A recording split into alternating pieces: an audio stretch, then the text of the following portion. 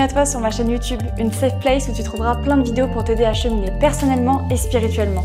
Tu te demandes peut-être quelles sont les erreurs qui pourraient ralentir ton cheminement spirituel, pourquoi malgré tous ces efforts tu ressens parfois un blocage dans ta connexion intérieure, qu'est-ce qui pourrait freiner ton évolution vers une vie plus alignée et pleine de sens, ou encore comment éviter de te perdre dans des pratiques ou croyances qui ne te servent pas vraiment, comment savoir si tu es sur la bonne voie spirituelle ou si tu te laisses piéger par l'ego ou le mental. Si toutes ces questions résonnent en toi, reste bien avec moi parce qu'aujourd'hui, c'est ce que je te propose d'explorer ensemble, c'est de découvrir les 5 erreurs les plus courantes qui freinent ton élévation spirituelle et surtout comment les éviter pour avancer avec plus de clarté et de légèreté. Mon but ici, c'est vraiment de te partager des clés précieuses pour ton évolution qui m'ont personnellement aidé. Des clés qui pourront t'aider à mieux comprendre ce qui peut freiner ton cheminement, à dépasser certains blocages pour avancer avec plus de conscience et d'alignement. Je suis Julie Benoît, facilitatrice de Kundalini Activation Vahana et entrepreneuse multipassionnée par le développement personnel et la spiritualité. Sur cette chaîne, je te partage mes prises de conscience, mon expérience et toutes les clés qui, selon moi, nous permettent de vivre une vie plus alignée, plus riche de sens et de sérénité. Si ce genre de sujet résonne en toi, je t'invite à t'abonner et à laisser un joli petit commentaire pour soutenir la chaîne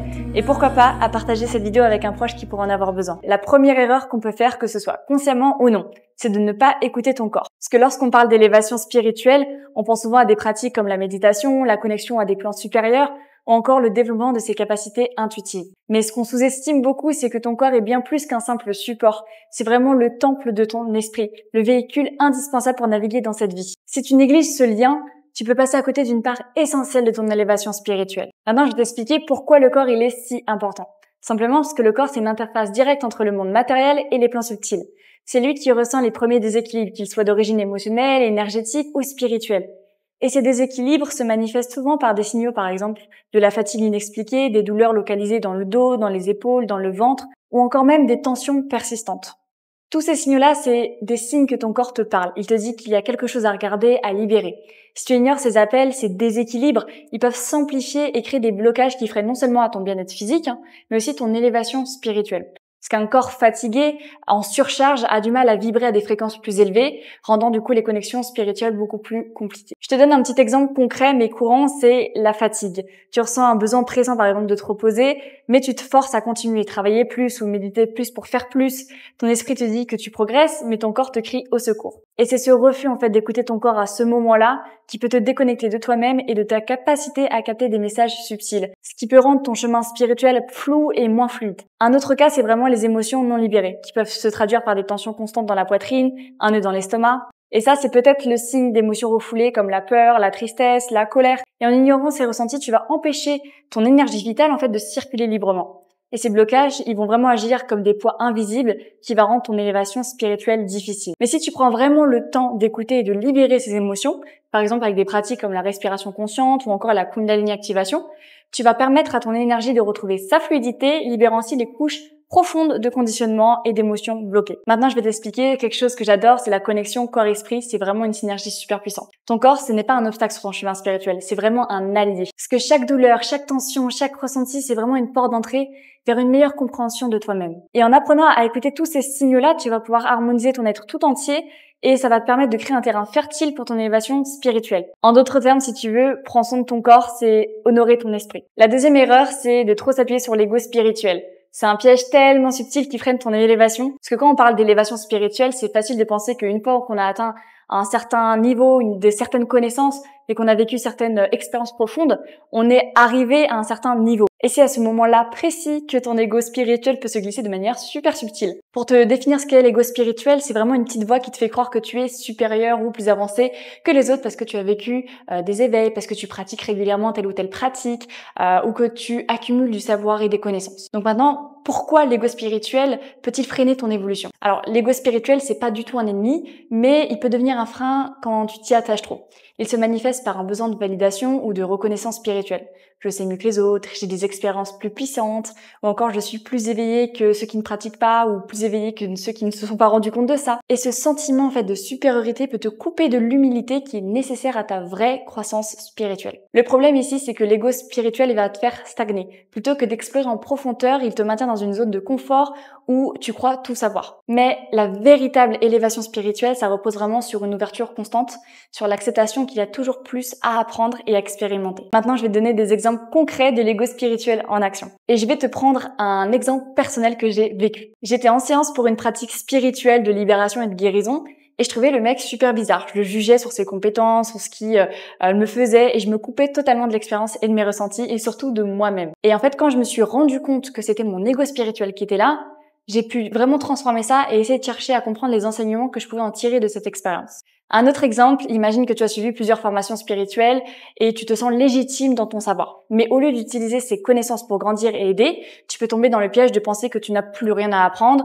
Tu pourrais même rejeter des enseignements ou des pratiques qui te semblent un peu trop basiques parce qu'ils ne te portent rien de nouveau. Pourtant, parfois, les plus grandes leçons viennent de revisiter des concepts simples, mais avec un regard neuf. Donc, pour te résumer tout ça, l'ego spirituel, c'est un compagnon que tu dois observer avec bienveillance, mais aussi avec vigilance. L'humilité, la curiosité et la capacité à te remettre en question sont des clés qui sont essentielles pour continuer à évoluer pleinement. Donc, accepter que le chemin spirituel, il est infini, c'est déjà une grande étape vers une élévation qui va être sincère et profonde. Passons maintenant à la deuxième erreur, c'est se comparer aux autres. C'est vraiment un frein qui est subtil à ton élévation spirituelle. En fait, on est dans un monde où on partage facilement ses expériences spirituelles, que ce soit dans un cercle de discussion, sur les réseaux sociaux ou un petit peu entre proches. Et la comparaison peut vite s'installer. Par exemple, tu vois quelqu'un parler de ses visions, de ses connexions avec ses guides ou avec ses anges, ou encore des ressentis puissants en méditation, et tu te dis « Pourquoi moi je vis pas aussi ce genre de choses ?» Et ce réflexe de comparaison peut devenir un frein important à ton évolution spirituelle. Maintenant, pourquoi la comparaison, elle peut bloquer ce cheminement? Simplement parce que la spiritualité, c'est un voyage qui est profondément personnel. Ce que tu es censé vivre, apprendre ou expérimenter, c'est vraiment unique à toi. Donc se comparer aux autres, c'est comme vouloir suivre un itinéraire qui n'est pas le tien. Tu risques de te perdre ou te détourner de ton propre chemin. La comparaison, ça peut vraiment créer un sentiment déjà d'infériorité, mais aussi un gros manque de confiance en toi ou même une frustration qui peut t'empêcher de profiter pleinement de ce que tu es déjà en train de vivre ou d'accomplir. La comparaison, ça peut aussi te détourner de l'essentiel, à savoir vivre pleinement l'expérience à ton rythme, avec ce que tu es prêt à accueillir aujourd'hui. Elle te coupe aussi de la gratitude envers les petites victoires et les évolutions subtiles que tu vis chaque jour, sans même t'en rendre compte. Chaque âme a vraiment un parcours différent et un timing qui leur est propre. Certains ressentent des choses très intenses rapidement et d'autres qui vont avoir peut-être un processus beaucoup plus progressif. Et tout est parfaitement ok. Et juste, je voulais préciser que le fait de ne pas vivre les mêmes expériences que les autres, ça ne signifie pas que tu n'évolues pas ou que tu n'es pas assez spirituel. Maintenant, je vais donner des petits exemples de la comparaison en action, donc c'est toujours personnel. Par exemple, je suis pas mal de personnes spirituelles sur les réseaux sociaux qui racontent qu'elles ont plus le voile de l'oubli de leur vie antérieure, et moi je rêvais d'y avoir aussi accès. J'essayais de faire des exercices différents, des pratiques différentes, mais ça venait pas du tout. Et quand j'ai appris à lâcher prise là-dessus et de ne plus forcément y avoir d'attente, et notamment aussi grâce à la Kundalini Activation, j'ai vraiment commencé à expérimenter des choses vraiment cool, comme les rêves lucides. J'avais quelques images floues même de mes vies antérieures, j'avais même fait quelques sorties de corps. Et ça, c'est quand j'ai totalement arrêté de me comparer aux autres et comparer mon expérience à celle des autres. Donc pour te résumer tout ça, si tu veux, la clé c'est de te recentrer sur toi, d'honorer ton parcours et de te rappeler que chaque étape, aussi petite que soit-elle, te rapproche de ton plein potentiel. La spiritualité, c'est pas une course, il n'y a pas de modèle unique à suivre. Fais confiance à ton chemin, car c'est exactement celui qu'il te faut pour évoluer. Une autre erreur, c'est de trop s'attacher aux résultats. Et je vais t'expliquer pourquoi c'est problématique. En fait, dans le cadre de l'élévation spirituelle, c'est vraiment courant de vouloir avoir des résultats rapides et même tangibles. Des visions grandioses, des expériences super mystiques ou encore des signes évidents qu'on progresse tout simplement. Et cet attachement au résultat, il va pouvoir créer des attentes qui, paradoxalement, viennent bloquer l'énergie. Et en te focalisant sur ce que tu veux absolument vivre, en fait, tu peux fermer la porte à ce que l'univers veut te transmettre à l'instant présent. Par exemple, quand tu places toute ton attention sur un objectif précis, comme par exemple recevoir un message de tes guides ou vivre des sorties de corps, tu limites la spontanéité de ton processus spirituel.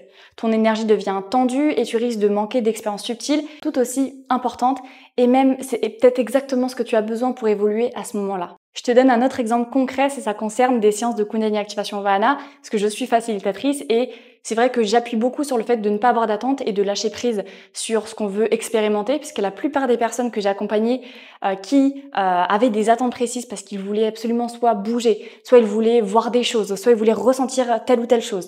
Et ben en fait, ils bloquaient le processus et restaient beaucoup trop sur le mental, et le fait d'être trop connecté au mental, à l'ego, de vouloir absolument avoir quelque chose, ça bloquait l'expérience et ça limitait ce qu'ils pouvaient ressentir. Et au contraire, les personnes qui n'avaient pas d'attente, ils disaient ok, j'observe tout ce qu'il y a à observer, j'ouvre les portes et je verrai bien ce qui se passe.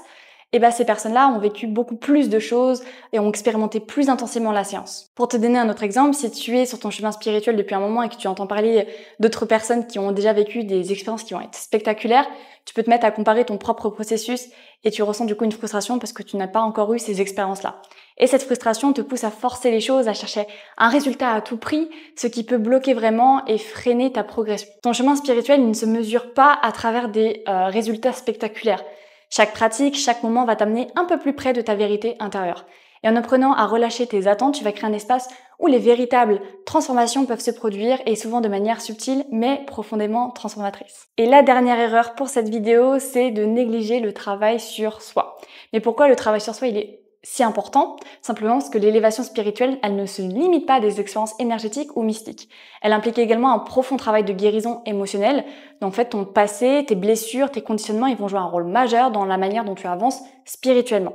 Donc ignorer ces aspects revient à construire sur des fondations qui vont être un petit peu fragiles. Et à chaque difficulté, les blocages qui sont non résolus vont peut-être faire surface et vont freiner du coup ton évolution. Pour te donner un exemple, imagine quelqu'un qui médite et pratique des activations énergétiques régulièrement, mais qui n'a jamais pris le temps de travailler sur des blessures émotionnelles profondes, comme le rejet ou l'abandon.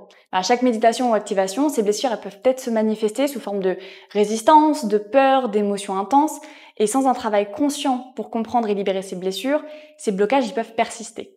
Je te donne un autre exemple. Imagine une personne qui ressent une colère ou une tristesse constante sans en chercher l'origine. En négligeant de creuser ces émotions-là, elle va peut-être rester coincée dans un schéma récurrent qui impacte non seulement son bien-être quotidien, mais aussi sa capacité à s'élever spirituellement. Parce que le travail sur soi, que ce soit par du journaling, par la thérapie ou des pratiques introspectives, ça te permet d'identifier ces schémas et surtout de t'en libérer. En fait, l'énergie spirituelle te pousse à t'élever, mais pour qu'elle circule librement, elle a besoin d'un terrain qui est préparé. Et en travaillant sur tes blessures émotionnelles, tu vas pouvoir nettoyer ce terrain, permettant à l'énergie de révéler tout son potentiel. Et en d'autres termes, si tu veux guérir ton passé, c'est ouvrir la voie à une élévation qui va être profondément alignée. Et voilà, on est arrivé à cette fin de vidéo. J'espère qu'elle t'a plu et qu'elle t'a apporté des clés pour mieux comprendre les erreurs qui peuvent freiner ton élévation spirituelle.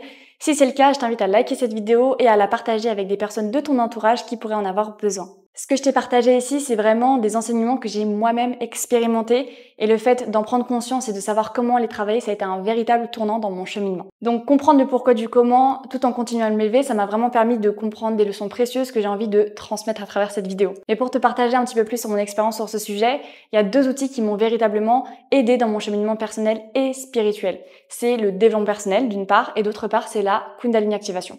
Mais ce chemin, il m'a demandé beaucoup de temps et d'expérience, à savoir 9 ans, et le temps de rassembler en fait toutes les pièces de puzzle dont j'avais besoin pour clôturer en fait ce premier bouquin de ma vie, à savoir ne plus laisser mon passé dicter mon présent, retrouver mon libre arbitre et mon pouvoir personnel. Et j'ai pu notamment commencer le 2e livre de ma vie, à savoir une évolution spirituelle, expérimenter plein de choses là-dessus, de pouvoir choisir mes choix. Et c'est à partir de cette expérience que j'ai créé le processus Kundalini Ascension qui combine toutes les clés, les outils, les prises de conscience et les méthodes et techniques de mon cheminement pour que tu puisses faire tout ça en 3 mois au lieu de 9 ans par exemple pour moi. Je voulais vraiment créer quelque chose de super puissant et transformateur rapidement.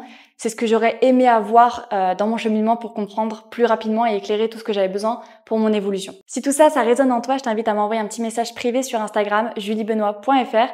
Et si tu n'es pas encore abonné, c'est le moment de le faire parce que je partage mon quotidien, mes réflexions et mes expériences pour continuer à te donner des clés au-delà des vidéos YouTube. Et si tu as envie qu'on explore ensemble d'autres thématiques autour du développement personnel ou spirituel, tu peux me le dire juste en commentaire et je checkerai tout ça. Je te remercie d'avoir regardé cette vidéo et puis on se retrouvera très vite pour de nouveaux partages. Ciao!